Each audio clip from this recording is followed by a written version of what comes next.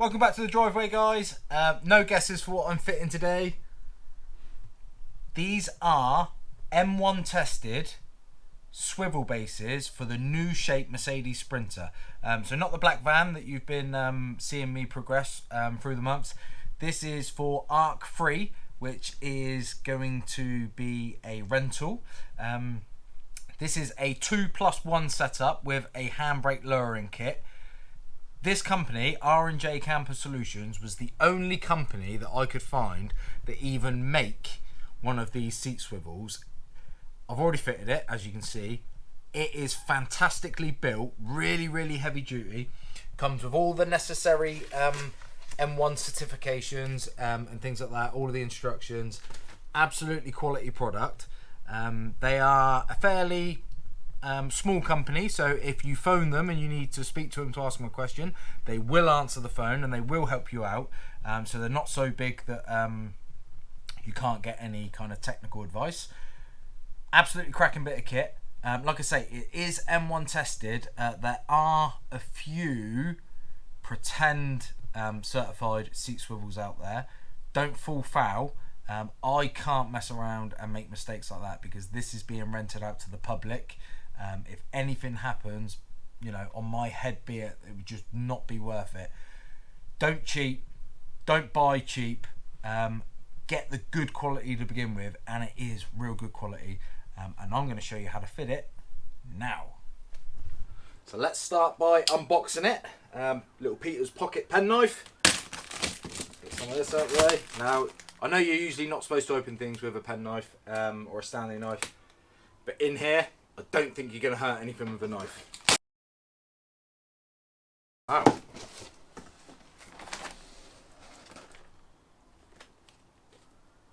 Well, that's very organised. All of the paperwork has come in a Ziploc packet. Nice touch that is. I wish I was that organised. So I've got my invoice in there. Installation instructions. M1 test certificate, proof of that, and what looks like the information about what they do to test it. So very thorough, very professional. You can obviously see they take pride in what they're doing over there, and they want to give you all the information. So that's a big thumbs up. Let's take a look. You can feel how well made that is.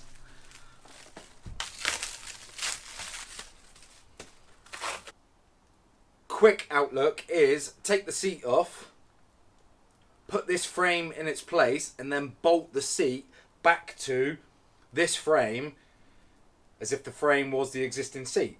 Simple on, off. And then the only other thing you've got to contend with is the seat belt. I think they're called pretensioners or something like that. That's literally the little thing that tells you there's a bum in the seat. If you leave that unclipped, or if you cut that wire, you'll have an airbag light on, which is obviously an MOT failure. So here it is, coated in black. It's absolutely lovely, really well built. Even got their logo on there. Really chuffed with that, actually. Really good.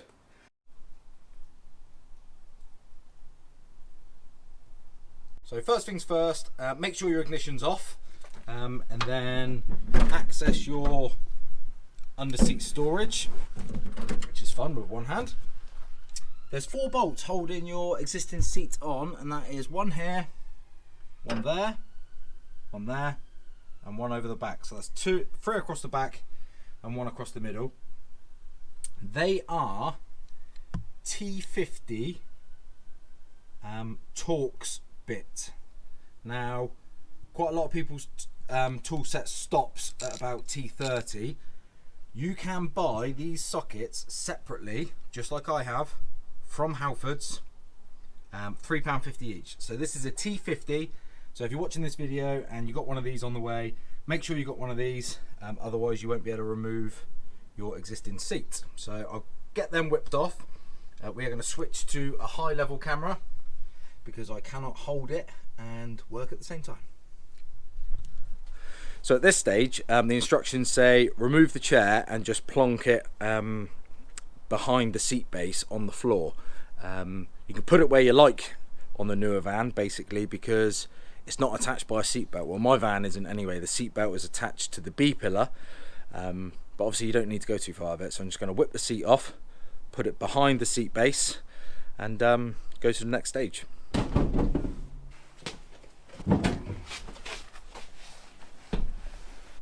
Now then, I'm seeing parts of my seat base that you could never see, and they probably will be covered up, but I'm going to give them a quick clean of any kind of dust and things like that now that I've got easy access. You don't need to do that, but I'm going to.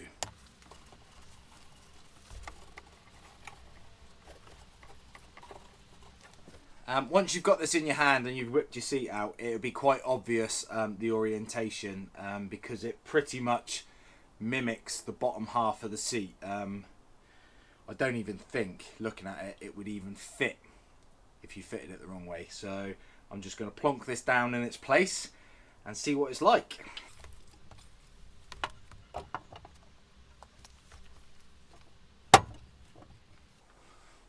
Wow, that is such a lovely lovely fit. It's been engineered obviously to follow all the lines. So discreet, even as far as where it drops into here, into this hollow, there's a massive like structural tube in there.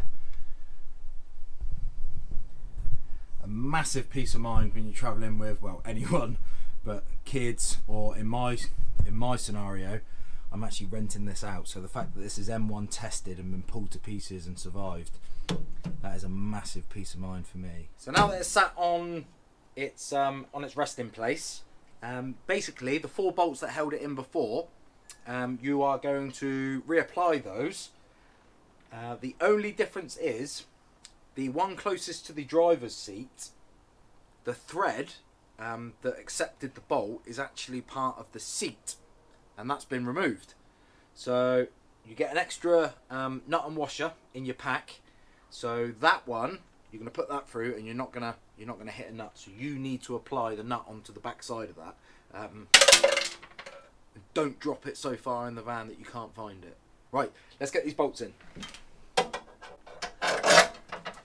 I'm going to do them hand tight to begin with. The seat swivel is so snug, it can't move. So it's not going anywhere. I'm just going to do them hand tight. That's me doing 2 at a time here. One with my left, one with my right. How about that? So that's 1, 2, 3.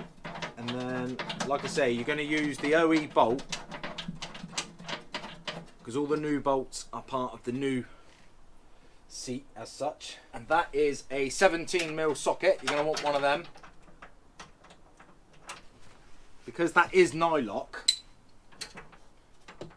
doing it hand tight won't actually be much of an option. So we are now 4 bolts, seatbelt tensioner, seat removed, plate on, 4 bolts back in. Very, very simple. Now we're going to take care of the seatbelt connection here, because literally it comes with an extension that passes through your seat base, so that when you spin it, it doesn't just chop this up.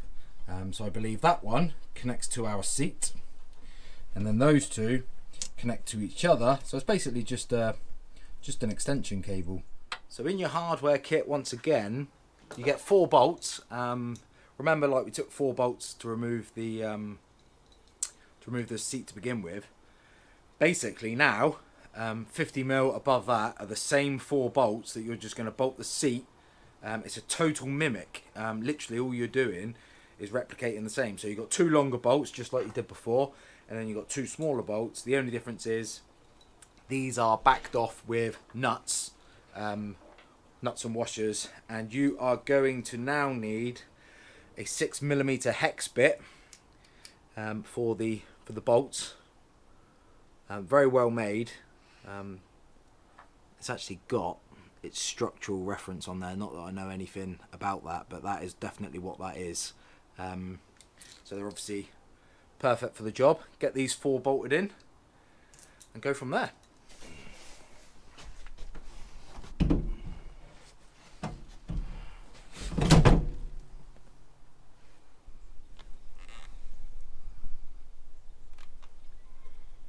can't see that. I've literally been doing that with one hand while holding a GoPro, trying to capture footage. Obviously, because this is just a driveway install. This isn't, you know, I'm not in a workshop where people are filming me and stuff like that. It's proof how easy this kind of thing is, because the recording and the cameras and things takes so much longer than this install. But now I am lined up here. I don't know if you guys can see, but I'm lined up there. Easy as that, with one hand. That is in place, ready to be bolted up. Next stage complete. The 4 bolts that secure the swivel to our actual seat are in. Nut and bolts going through. That one over there, similar to the original, has got a nut pre-welded to the other side, so that just requires a bolt flying through there. You will find that this 17mm, so this would just be a 17mm, I held a spanner on the other side and used a socket here. You will find that these spinny lock-in nuts are a bit of a hindrance, but the idea of these, don't forget, is they are removable. So I just removed when necessary so that I could get a socket on in place. Don't struggle, just remove that temporarily and then pop it back in. So that is basically 4 bolts out, 8 bolts back in. And apart from wiring up the pre-tensioner, it's done. So here's the double seat swivel installed. As you can see there, that's the only evidence that it's even in there. It lifts it up about 60mm. It makes the height of this one slightly different to the driver's seat. That's the main reason I'm doing the driver's seat. This being a swivel was more important to me, but I will match them up and lift that one up the same. I'm going to show you how it operates now. Basically, you open your seat up as before, just like that, he says. And then you will find 8 of your locating lock-in wheels almost. There's 4 in each corner on both. I've already removed the few. I'm going to whip these out and spin it around. I'm going to hand my camera over to my handy assistant, and that is basically because doing all of this one-handed makes it look really awkward, and it isn't. So I don't want it to come across as awkward. It's only because I'm doing it with one hand. So here we go. Right, so I'm going to get this seat spun round now.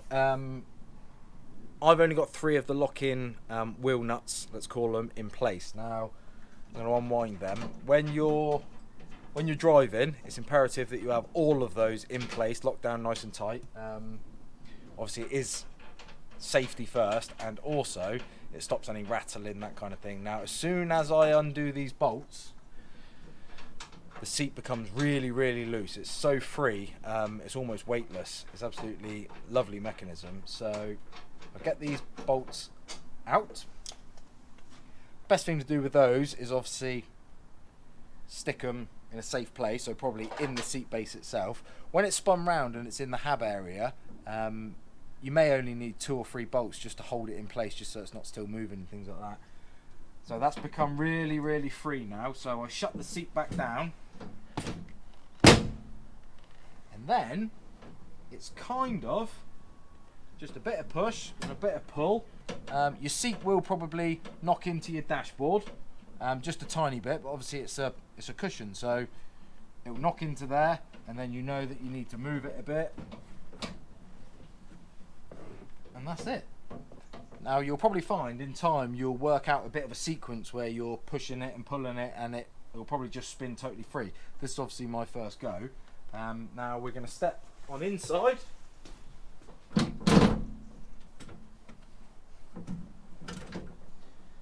Like I say, just going to lock it down with 2 or 3 bolts.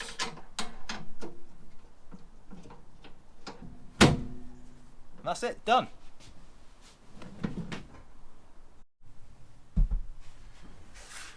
With the double seat base swivel successfully installed, I am now going to move on to the single base swivel, and then the handbrake lowering kit.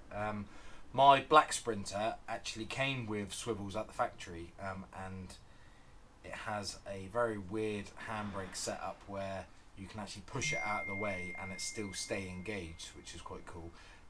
But with this one, all we need to do is actually physically lower the handbrake mechanism so that when it spins, it doesn't actually just bash into the handbrake stalk. And what that means is you can have your handbrake up when you're parked up, and not fear of rolling down the hill because you've had to lower the handbrake. So this seat swivel is basically two solid plates with the mechanism in the middle. It is lumpy, really well built again.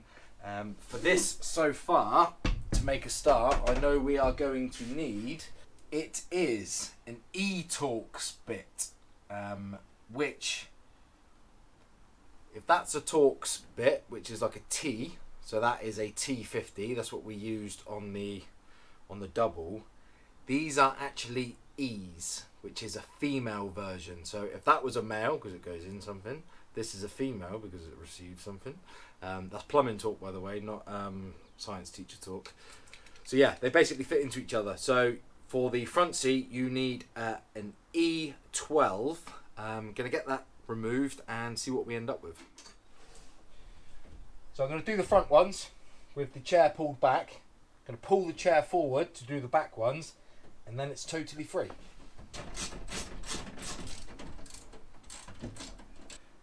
I did actually, while I was under there, unclip that same yellow clip, that little pre-tensioner. I actually did that with my fingers, almost, you know, just a click. So that's totally free. I think those 4 bolts, yep, they are it. That's all that's holding it down. Once again, I'm just going to clean up those hard to reach areas when the seat is installed.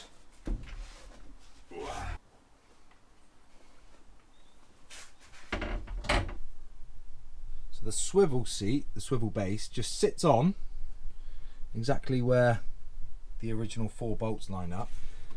Now I've pulled this through at this stage, and I'm leaving that loose because what will happen is, I imagine, I will plug this back into my seat and then push it down through the hole.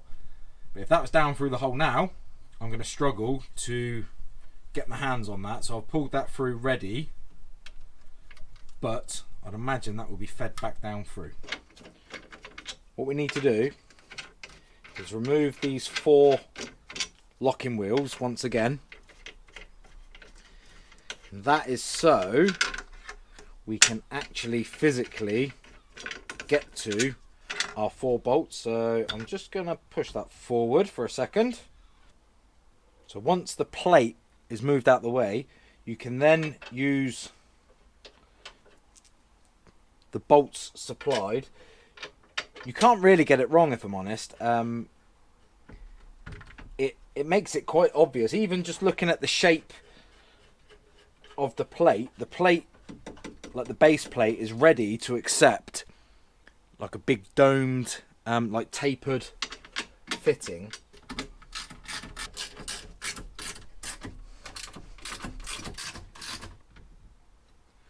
So now we're bolted and secured back to our seat base. I'm just going to reintroduce the 4 locking wheels.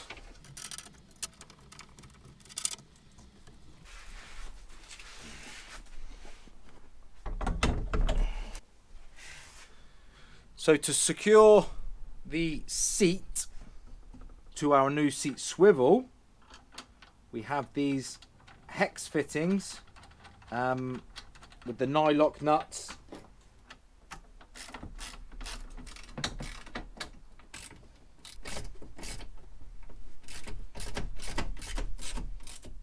I'm just going to reach in and connect back up the seatbelt tensioner, pre-tensioner.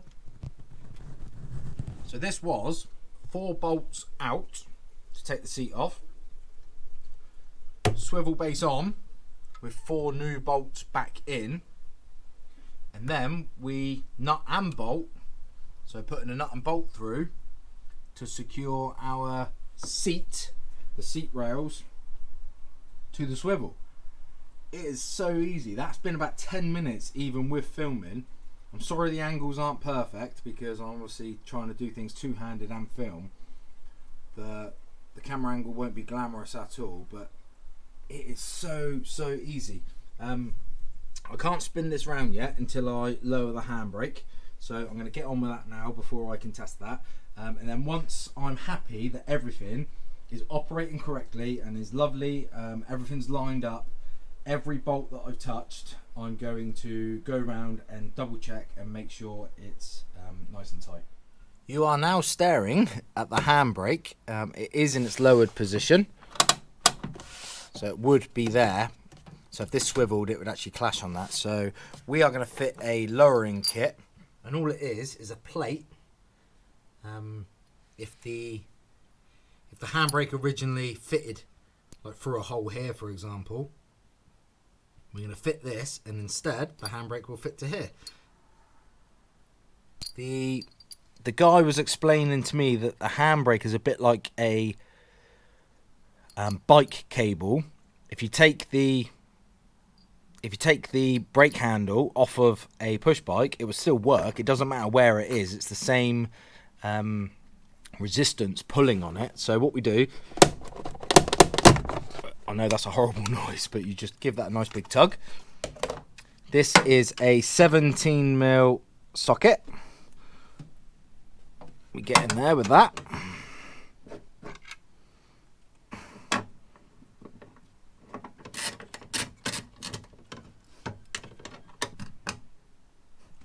The one thing that you really need to be aware of, because I was speaking to the fabricator this morning, is because you're pushing this down an inch, make sure you push the cable through the floor an inch. Don't create unnecessary resistances and obstruction. So we're going to push that down like that. I heard that.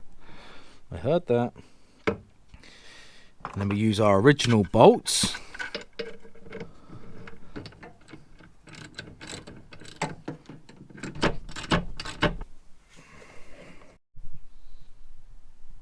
Just a tiny bit of trimming.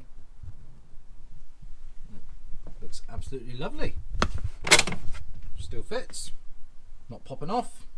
It's absolutely great. So with that in mind, let's get this single spun around. Right, so spinning the single seat, my handbrake is now actually totally locked up, totally in park mode, so that isn't an issue. 4 spinny wheelie locking nut doodahs, just like on the other one. Going to unwind them. I've spun it once now, so this is going to be the second time I've spun it. So I may get better at it. What I'm finding, it might be a must, but it's easier with the door open. Open the door, because the seat because you've got the double on that side. If you had 2 singles, I don't think it'd be a problem. But because I've got a double on that side, it needs somewhere to go to be allowed to spin. So open the passenger door. You'd probably access the front locking wheel nuts, which is what we keep calling them. These little things that actually lock it down. Probably access them while stood outside by your side door. So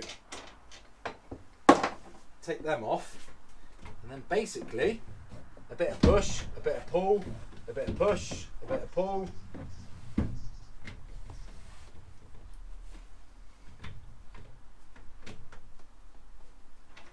As long as you don't lose the spare locking wheel nuts that I keep calling them. I think 2 in the front, like that, or what is actually the back, but is now the front of the chair. That'd be more than enough for you to enjoy. Shut the door. Bit of an armrest there. Sorry, the camera's moving. But that's absolutely lovely.